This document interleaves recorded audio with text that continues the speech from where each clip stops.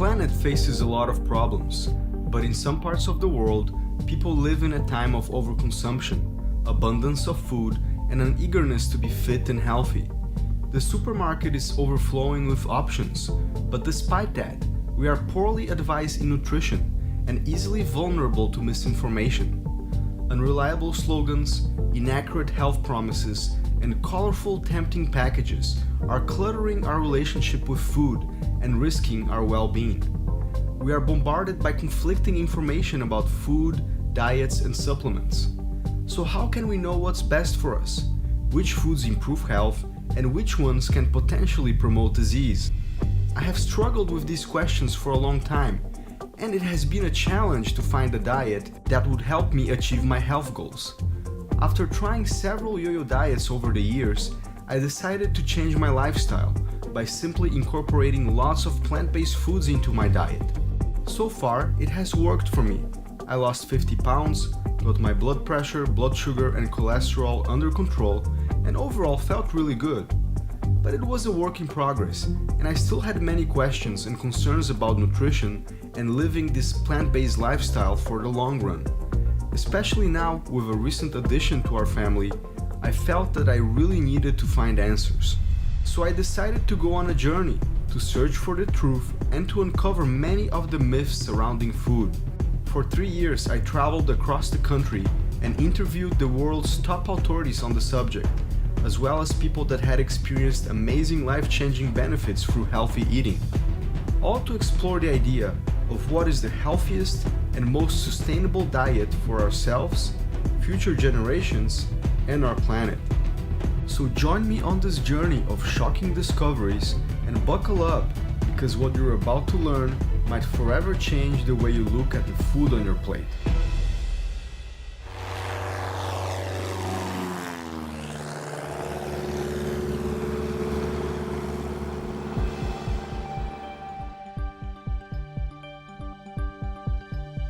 Well, there's a lot of difference of opinion about it, and there's a faction of people who insist that there are different diets for different people.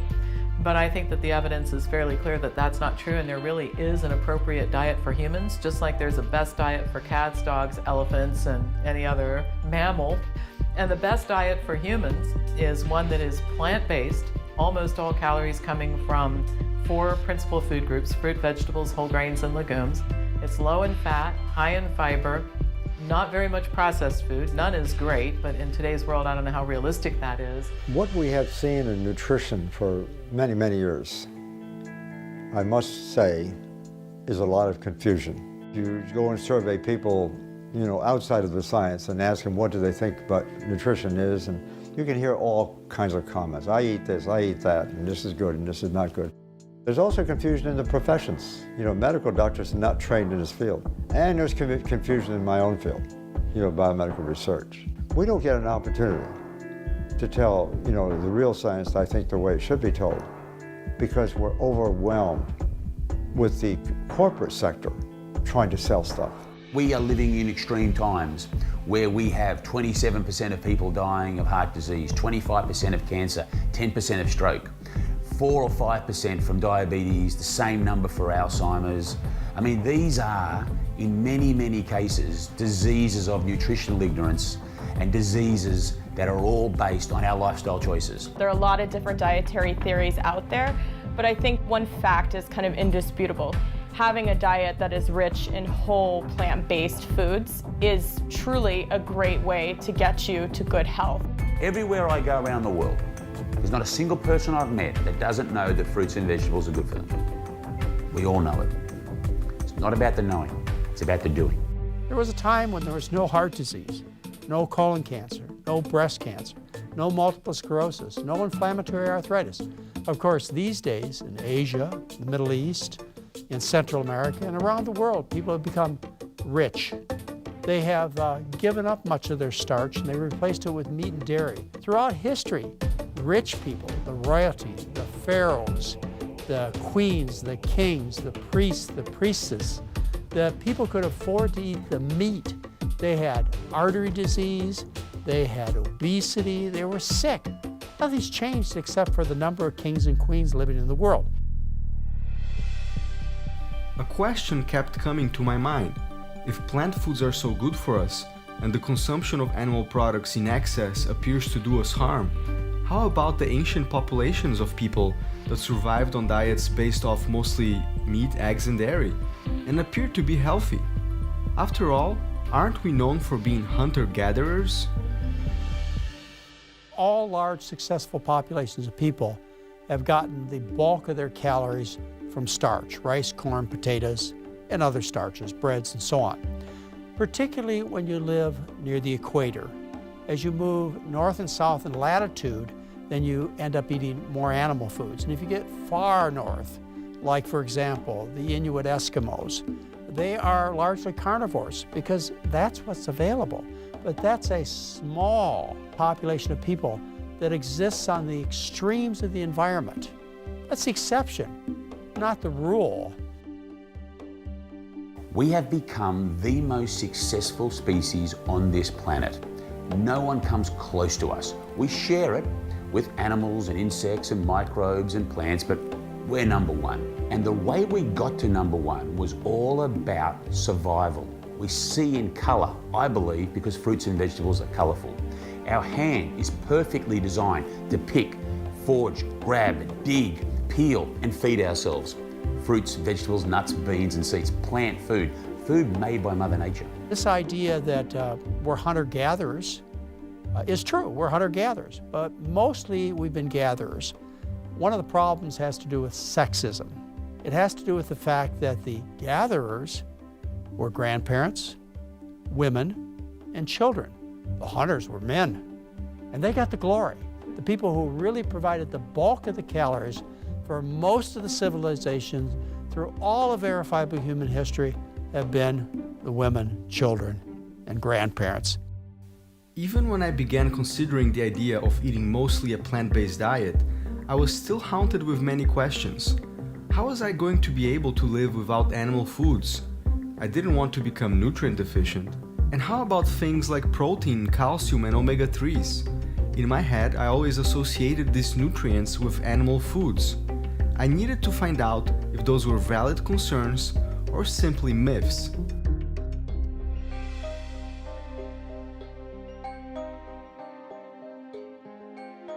It's almost impossible to design a protein-deficient diet surrounding, a variety of whole plant foods.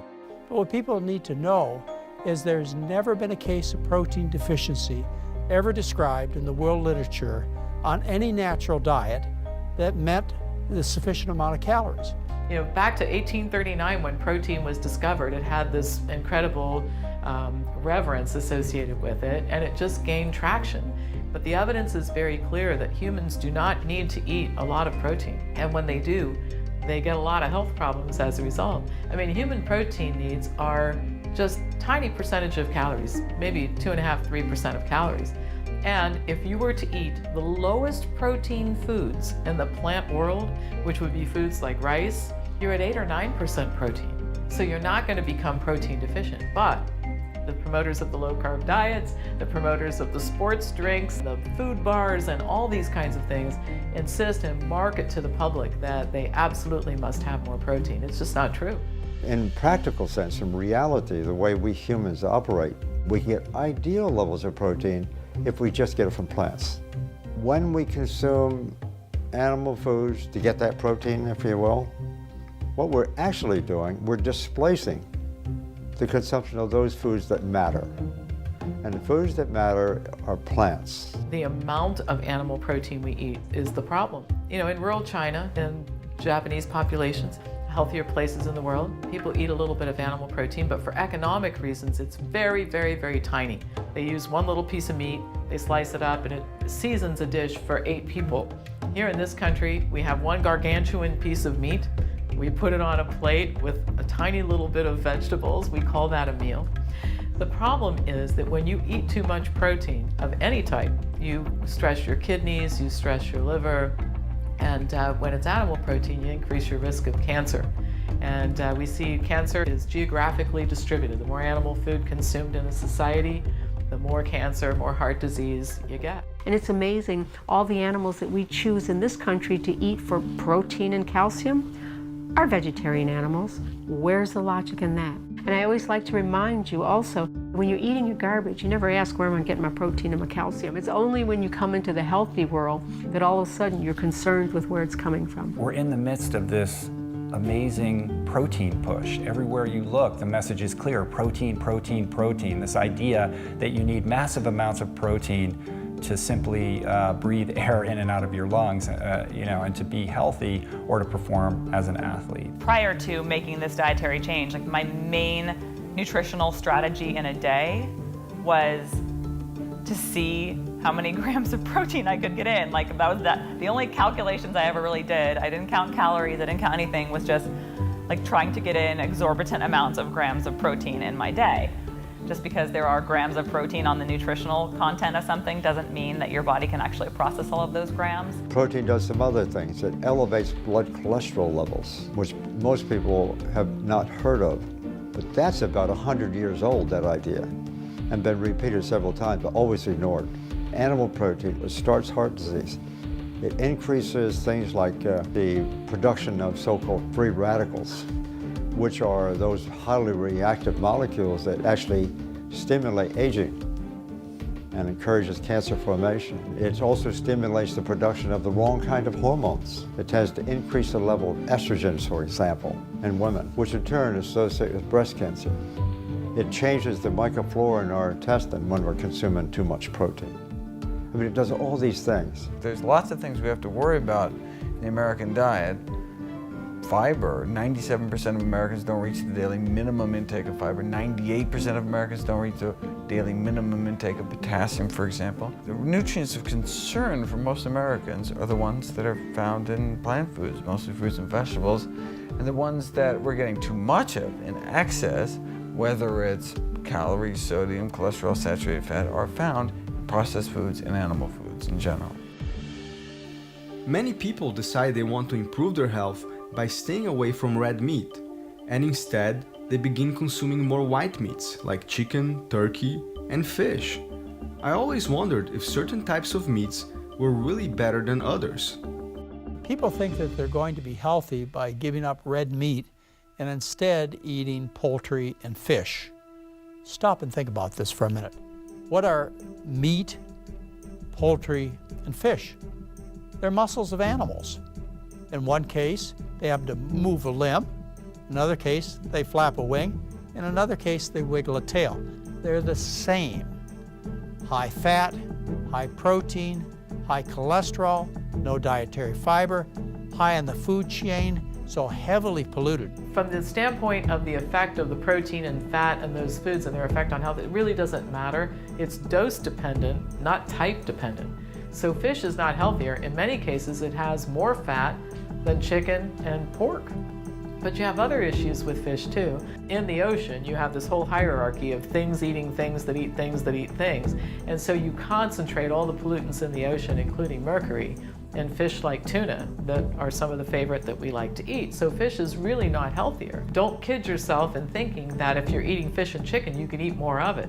Because one thing in common with these healthy populations around the world that do eat a little bit of animal food, whatever type they're choosing, it's really a tiny, tiny percentage of what they're eating in the diet. So fish doesn't get a free pass. A lot of people are being told to eat fish by cardiologists or to take fish oil. That's the other thing. By cardiologists who say that if you do that, you'll increase your HDL cholesterol. And here's the problem with that. It's true, by the way. It just doesn't make any difference. Studies are pretty clear that in populations with very low incidence of heart disease, total cholesterol, LDL cholesterol, and HDL cholesterol are very, very low. So that's the wrong reason to eat fish or to take fish oil capsules, is to increase your HDL cholesterol. Work on getting all of your cholesterol low. Since I was a kid, I always heard that milk was a very important food, and I consumed a lot of it.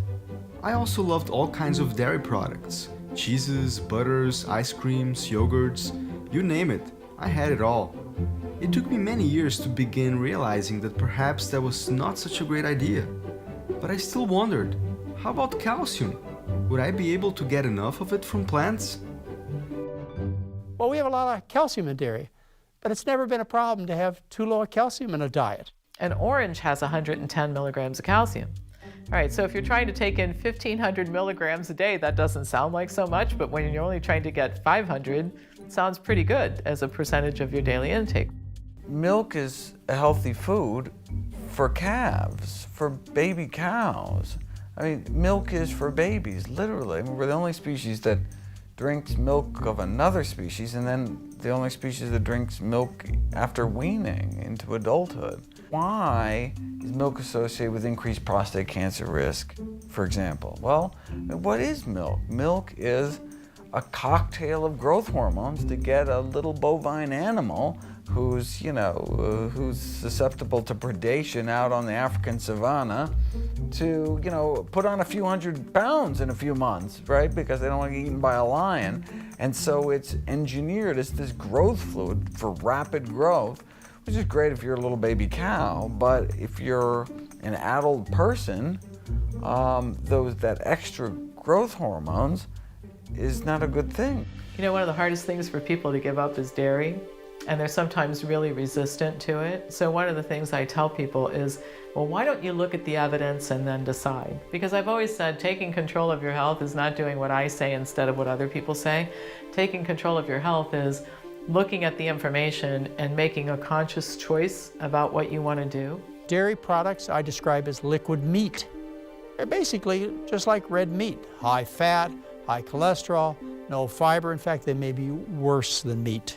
The casein that they use to bind the cheese is so full of chemicals. The chemicals are as addictive as heroin. That we don't have four stomachs like a baby calf. And unfortunately, it is in everything. They put cow secretions. I know you have other names for it, dairy, butter, ice cream, cheese, but it's really breast milk from a cow. The only reason people think we need extra calcium is because a few decades ago, scientists, they raised the bar on how much calcium we needed. That in turn was influenced by the dairy industry. What they're really saying is we're not drinking enough milk, because that's what the dairy industry wants us to say. When in reality, if you look at the relationship between how much calcium that people consume in different societies as it relates to, let's say, osteoporosis, the bone disease, the higher the calcium intake, the higher the risk of osteoporosis. No one wants to hear that, but that's what the data show.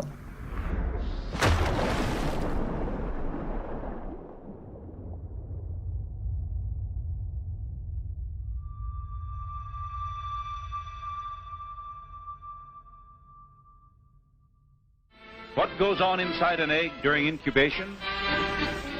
Well, after a week, the eye shows up clearly in the embryo as the first external organ to develop. Gestation is much further advanced at 10 days. The chick's outline is more pronounced as other organs begin to form. At 14 days, you can see the shape of the chick. The contents of the egg provide nourishment during the incubation period. Most people can't imagine starting their day without eggs. It's the favorite breakfast option around the world. And eggs make their way everywhere, in breads, cakes, candies, dressings, and even drinks. Eggs have played an important role in our foraging ancestors' nutrition and survival. Overall, eggs are regarded as a healthy food, rich in protein, minerals, and fats. But in today's world, are eggs really a good food choice? I was shocked to discover the mounting amount of scientific evidence showing that eggs, and especially commercial eggs, might not be the healthy food that we all once thought it to be. Eggs are the most concentrated source of dietary cholesterol in the average person's diet. And dietary cholesterol can lead to an increase in blood cholesterol levels, which is a leading risk factor for our #1 killer of men and women, heart disease. Eggs have kind of the same issue as dairy in some ways, because commercial eggs are from chickens that are commercially raised. So if you ever knew how they were raised, it's horrible. You would never go near it, one. So it's disgusting. But aside from the disgustingness of it, commercial chickens are fed antibiotics to keep them bigger. It makes them bigger, cephalosporin to be specific. They are fed feed that's usually corn and soy, genetically modified. So Bt toxin, corn, Roundup Ready corn, Roundup Ready soy.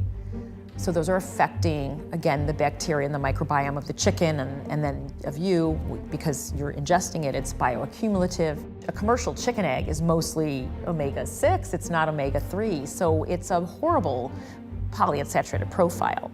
And that's, the least of the problems, because like I said, you've got the residue from glyphosate and Bt toxin and pesticides. The next nutrients on my list were omega-3 fatty acids. Who hasn't heard about fish oil capsules and their supposedly great health benefits? There seems to be a lot of controversy on this topic.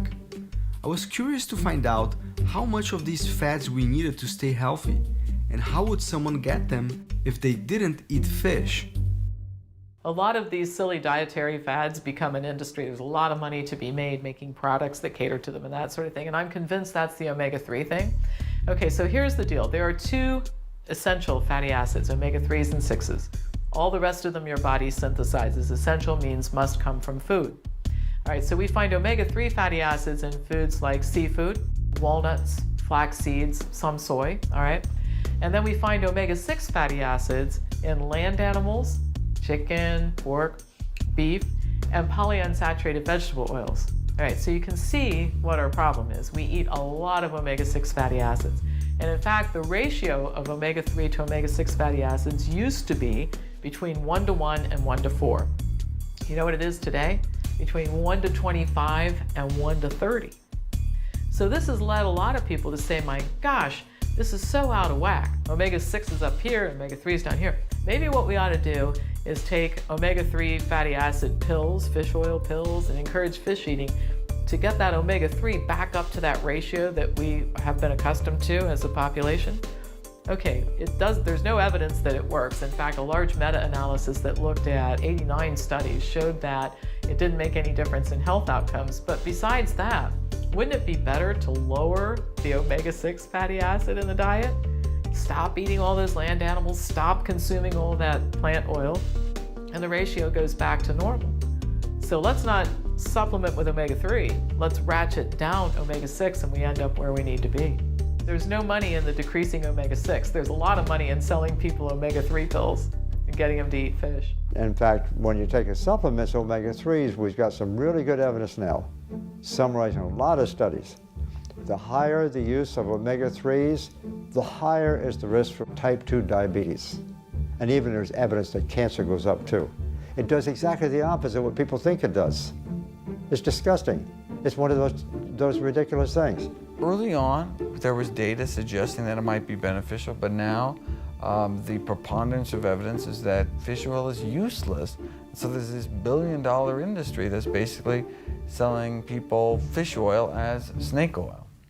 For many guys, eating a diet rich in meat is seen as a reflection of their manhood and associated with being strong and manly.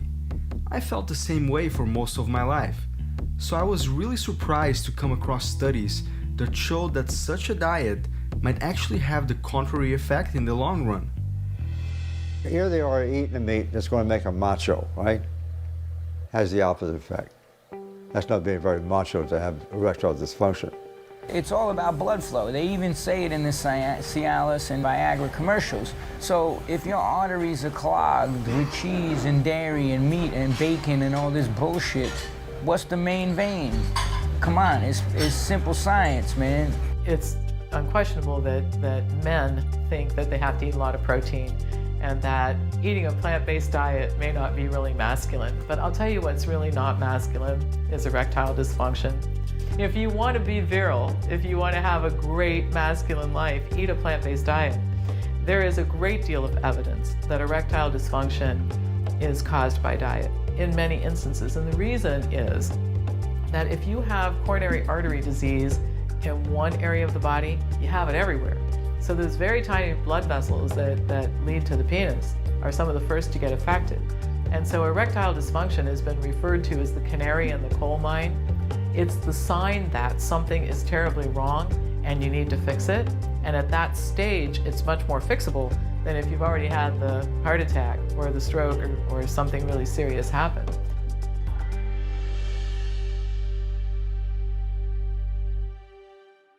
Obesity is linked to more than 60 chronic diseases, and it is common knowledge that there is an epidemic of obesity around the world. Today, 2/3 of adults and nearly 1/3 of children in America struggle with it. It seems like in the last 30 years, human waistlines have simply grown out of proportion, and if obesity rates stay consistent, by 2030, 51% of the American population could potentially be obese. As far as dieting or losing weight, people take two approaches that don't work for the long term. And so, of course, they say diets don't work. One approach is they try and starve themselves and be hungry all the time. These are portion-controlled diets, typical diets that people have followed. They don't work because you're hungry all the time and you can't tolerate that kind of pain. The alternative is the make-yourself-sick diets. And those are the high-protein, high-fat, low-carbohydrate diets. Over the last few decades, there has been an explosion of commercial diets in the US, most of them revolving around the idea that eating few carbs and lots of animal protein helps with weight loss, all orchestrated by multi-million-dollar ingenious advertising campaigns and celebrity endorsements. As a result, nowadays most people associate carbs with weight gain. For many years, I worked really hard to cut my carbs, without any long-term results and without fully understanding why I was doing it. I wanted to find out what the latest science had to say about these low-carb diets. Robert Atkins, some years ago, in 1973, published his first book, in which he argued that it's not the problem with the fat, it's not the problem with the protein, but mostly fat. He said, that's not the problem. The problem is we consume too much carbohydrate. And he made that point. We should be consuming a low-carb diet, he said. And then many other people wrote the same thing. The South Beach diet is only a copycat, for the most part, of the Atkins diet. The Zone diet is basically a copycat, different name. The blood type diet, in many regards, is also a copycat. Good calories, bad calories. Gary Taub, same thing. Even Michael Pollan, I have to say, Omnivore's Dilemma. And the paleo diet in this day and time is a copycat. They may give it different names. They may try to throw out, different kinds of arguments for why that's right. They're all wrong. Everybody wants to hear good news about their bad habits. So when you tell people you can eat all the lobster you want, you can have steak and eggs, and some include dairy, some don't include dairy, but that sounds good to people because it sounds less restrictive. This is written by people, I should tell you, who don't have experience in this field of nutrition research, period. Most of them have never even published a single paper in the scientific literature. Some of the people who are talking about low-carb diets are a little better than news reporters, and that's not to take anything away from their skill at investigating things, but they don't have the skills to evaluate scientific information. Low-carb diets, they make you sick, and as a result, your whole body gets sick with artery disease and kidney damage, liver damage, and so on. They increase mortality. That's been shown over and over again in major studies. But they also make you sick in a way that you lose your appetite. The dieter goes, oh, I finally found it. And then you go into ketosis, you lost your appetite. As a result, you're able to sustain yourself without thinking about food all the time because you're sick. These diets are dangerous, and people should not be on them. Well, the biggest lies in the world are the ones that have a little truth. We all know that. It's a great tactic. It's true. I happen to agree that we should cut down on simple carbohydrates. You see, that's out of context of the whole. Sugar, white flour. That makes sense. So in that sense, there's a little truth. But they don't always point that out. They just say low carb, low carb, low carb. Listen, forget about what you like and dislike. Think about what your objective is. All right, let's just acknowledge we all like eating junk food. If you put chocolate in front of me today, I'll have some, right? But that doesn't lead to health. I personally knew several people who experienced amazing healing and health benefits after adopting some kind of a plant-based diet, including myself. But at the same time, I had also met others who were still experiencing health issues or were struggling with their weight after adopting this lifestyle. some for many years. So it made me wonder, was there a flaw in this diet? First vegetarian that I knew well about 40 years ago was actually a vegan. He was a very strict vegetarian. He lived on Coca-Cola and potato chips. He was fat and greasy and unhealthy. So being a vegetarian means really nothing to me. 90% of the vegetarians are still consuming dairy, 90%. And they also consume sometimes some fish and sometimes some chicken and eggs and so forth. The nutrient composition of the vegetarian diet is not very different from the non-vegetarian. So as a result, if you compare the health of vegetarians with non-vegetarians, you can't expect to see very much. When somebody's decided they're going to be vegan, in other words, eat no animal foods, they've made a declaration as to their physical and mental strength and their interest and their willingness to work hard. After all, if you become vegan, you have to stand up to your mother-in-law and your doctor and your dietitian. You have to, quote, risk protein and calcium deficiency, even though that's not true. But the problem is that too many vegans, they don't look good. They're overweight, they're unhealthy looking. I don't really like to use the words vegan and vegetarian because it's not describing the kind of science I'm talking about. I would call myself a fat vegan when I first started out. That's exactly what I was, and I was trying to tell everyone how great this lifestyle is, and it saved me, it reversed my heart disease. But yet, I was still walking around about 75 pounds to 100 pounds overweight. Now, why is somebody a fat vegan? Not because they give up the animal foods. That's a good thing. You need to give up the animal foods. But what they haven't given up is the oil, the olive oil, the other vegetable oils. The fat you eat is the fat you wear, whether it comes from a plant or an animal. So I made the change. I removed the foods in my diet that were empty calories, the oils, the fats, the sugars, the processed foods, the food additives that kept me coming back for more. Those companies add those things purposely to get us to not eat just one potato chip. We need the whole bag. There's millions of overweight people in this country, and they're all struggling trying this diet or that diet, and they try this diet for a week or that diet for a week, and they're spending a lot of money on all these different diet programs and pills and supplements and adding things to their diet to lose weight or to get healthy. And that's where we need to realize that a whole foods plant-based diet is free. There's no shakes, there's no bars, there's no powders, there's no counting calories. We eat until we're full and satisfied and stop, and that's it. As much as I like the idea of eating exclusively a plant-based diet, especially since it had worked for me, I wanted this film to be very accurate with the latest science on food. So I wondered if realistically, from a scientific perspective, could every person in this day and age eat a plant-based diet 100% of the time? I can't say, and I don't think science can say, that everybody has to be 100%, all the time. I can argue the case, I think, for the vast majority of people, we ought to be at least 90, probably 95%. We've got good science for that. And in many cases, if people already have a disease, it's a good idea. They should be 100% all the time. So that's my scientific argument. I have another practical argument, though, on this question concerning how far do you go. And that is that if we're going to adopt this dietary lifestyle, it's really important that we become accustomed to it. And we should go probably 100% if we can, and stay there. And don't tease ourselves with the other things. Because what happens, we never become accustomed to this, where our taste preferences change. If you do it right, there are no health issues. In fact, the side effects are you're going to lose weight, you're going to look better, you're going to have more energy, you're going to avoid most of the common degenerative conditions most of the time, you're going to have a longer life and a healthier and a better life. That's about what happens when you do this, so there isn't a downside. We often hear that the key to good health is moderation, and it makes sense. But why then does it not seem to work for most people?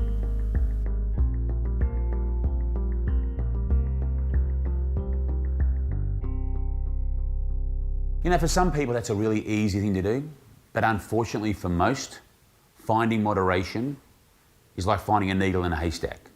And because others can do it, they feel lost and they feel like an absolute failure because they can't. And the truth be told, most people can't find moderation. So they're actually in the majority, not the minority.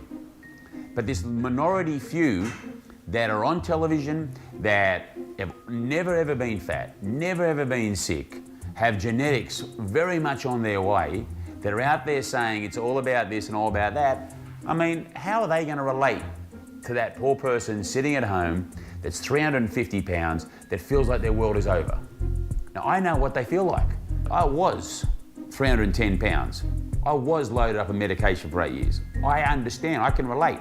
I won't tell anybody that moderation's easy. Moderation's damn hard, really hard. I still haven't mastered it. I'm a work in progress when it comes to moderation, but what I'm finding is that I'm away from an extreme now of 93% of my energy coming from this processed and fun part of town, animal part. I've now got this moderation up. I've now moved it up and it's working. So how are people supposed to get all this information? Since every day we're bombarded with TV ads, infomercials, news talking about the new food trends. How can we know who's telling the truth and has honest, non-biased science behind their products? The media always approaches things with the idea that if we're going to interview somebody about diet, we have to let somebody with a different opinion give their opinion. All right, so here's what happens. Somebody like Colin Campbell at Cornell University writes this book, The China Study. It has hundreds and hundreds and hundreds of references. It represents decades of very meticulous research work that he did, right? And so they're going to interview him. Well, then they go find somebody who's promoting a paleo diet or a low-carb diet because we have to have the contrary opinion. That person may have written a terrible book that's a little more than a storybook. It's not referenced. It has no credibility. But in the eyes of the public, now those two are equal. Colin has an opinion, and this other person has an opinion. So it confuses people, and it gains traction that way. We tend to look at the fast food industry as the big villain, responsible for all the havoc surrounding food choices. But these same companies that are contributing to the problem may also hold the key to the solution. It is a supply and demand issue. So if enough people begin demanding healthy plant-based options, perhaps that could be a good approach. After all, it is us, the consumers, who should dictate what the market has to offer, and not the other way around. You can make better, cleaner, healthier products by incorporating more plant-based foods into your products, and not to shy away from that. So I don't take a negative approach like down with these fast foods. We need to make them understand that they can still make money and they can still have a sustainable business. Because there are people out there that want this food. We just have to make it available to them.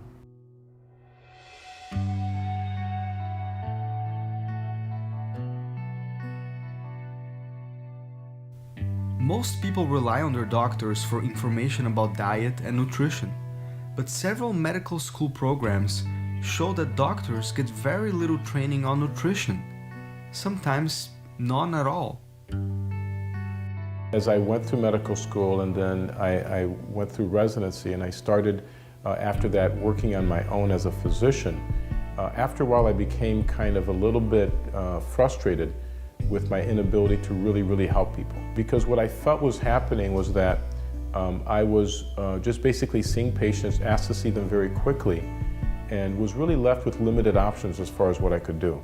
I really felt what I needed to do with the time that I had, what I was left to do was just basically treat symptoms instead of trying to get to the root cause of the problem or the root cause of their disease. So it left me basically practicing, I think, the kind of medicine that the majority of people are practicing in the US, which is pharmaceutical-based medicine. And I don't have a problem with medication. I think medications are wonderful, medications are great, they're necessary. For a lot of people, they are really the only option. And for many people, they're a good option. But I think what we're missing is that there's something else that's out there. I was outsourcing my health to somebody else. I was coming along saying, here's some money, you fix me. I'm busy over here. And when are you going to come up with a drug that's going to cure me? By using more chemicals to correct the imbalance, we're actually causing the imbalances to be even stronger.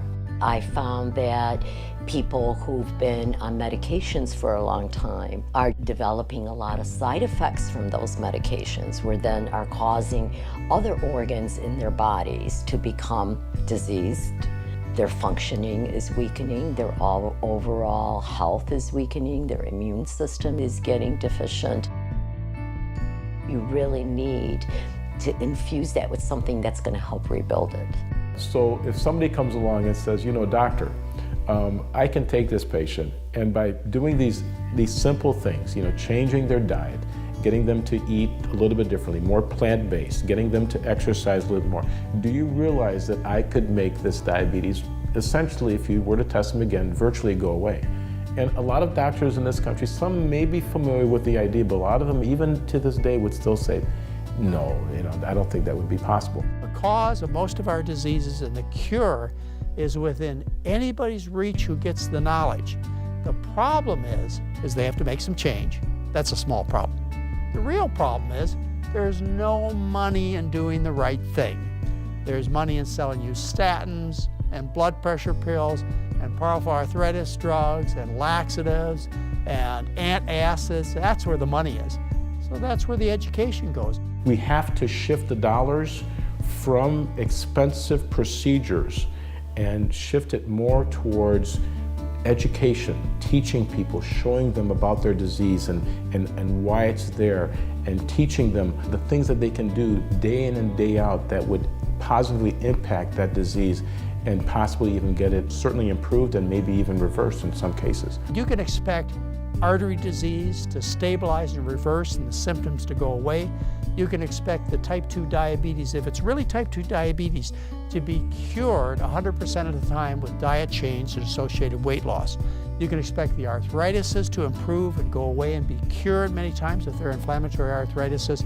The bowel problems, all the way from indigestion to constipation to colitis, you can expect a cure when you direct your attention to the cause of the problem and you fix it.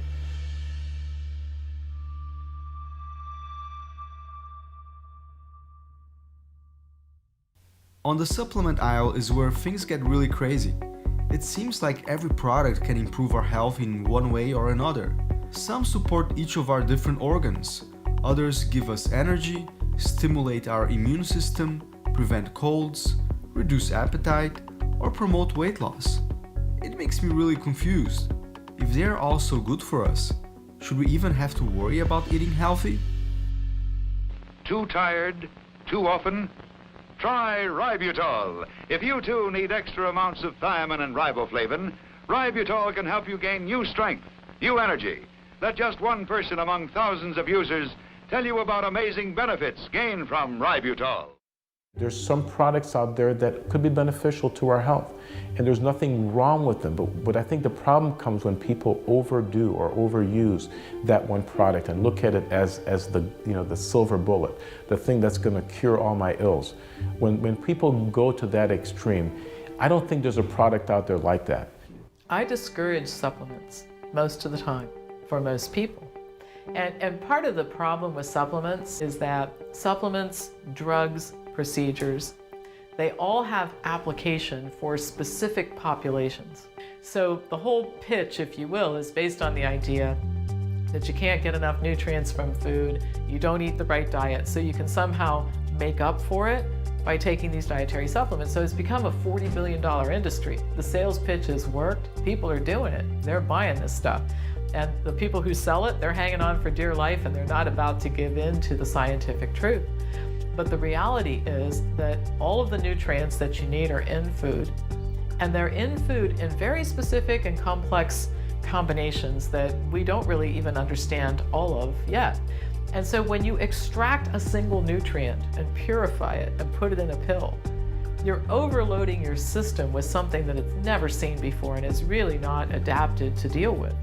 Much better to eat smaller amounts of it in the food. And again, I'll grant that there are exceptions, and in my office I recommend supplements sometimes, but not to the general population. And that's the problem in medicine too. We want to take everything and sell it to everybody because that's how you make money. A lot of people have done a lot of disservice to many, many people trying to offer a magic pill or a magic this or a solution in 5 days that it's going to change your life. And the simple reality is that you can't do 20 years of damage by ignoring Mother Nature's best, the fruits, the vegetables, the nuts, the beans, the seeds. You can't spend 20 years saying no to that and then expect people in white coats to come up with something that's going to solve that in 5 days.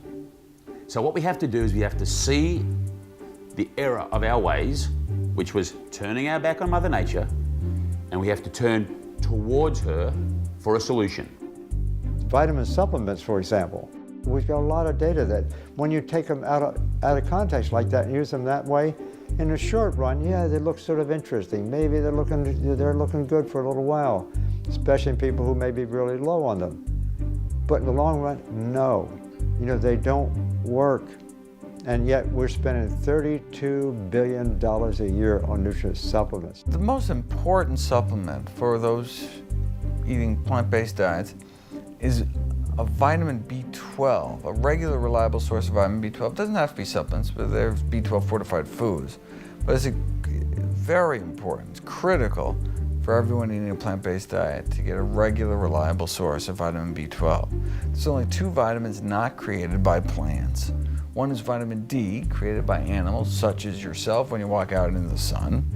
And the other is vitamin B12, not made by plants, not made by animals either. It's made by little microbes that blanket the earth, so might have gotten enough from drinking out of a mountain stream or well water. But now we chlorinate the water supply to kill off any bacteria, so we don't get a lot of B12 in our water anymore. Don't get a lot of cholera either. That's a good thing. But because of the way we live in our, sanitized modern world, got to get B12 from somewhere. Our fellow great apes get it from, bugs, dirt, and feces, but I prefer a more sanitary route, which is a 2,500 microgram supplement once a week, costs less than $5 a year, or vitamin B12 fortified foods every day. We spend more money on healthcare than any other country in the world. Yet we have some of the highest rates of chronic disease on the planet. Fortunately, it seems that some health insurance providers, including Medicare, are beginning to embrace the concept of disease prevention through diet, instead of spending millions of dollars trying to simply manage the problem when it might already be too late. So Medicare now accepts for reimbursement both the DNORNISH program for reversing heart disease as well as the Pritikin program. And this is out of a recognition that it's not only safer, it's not only cheaper, but actually more effective than kind of the traditional approach, which is very costly surgery and a lifetime of drugs. And so, this is great from a whole, the most important thing is reducing suffering and saving lives. But from a kind of a fiscal responsibility, it's so much cheaper, it's so much more cost effective. And who's fitting the bill? Well, if it's Medicare, it's the taxpayer. So they're saving money by making people healthier. For most people, it is hard to imagine that anybody could perform well as an athlete without consuming any animal products, not to mention being a world-class athlete or even a world champion. I am a professional triathlete specializing in the Ironman distance.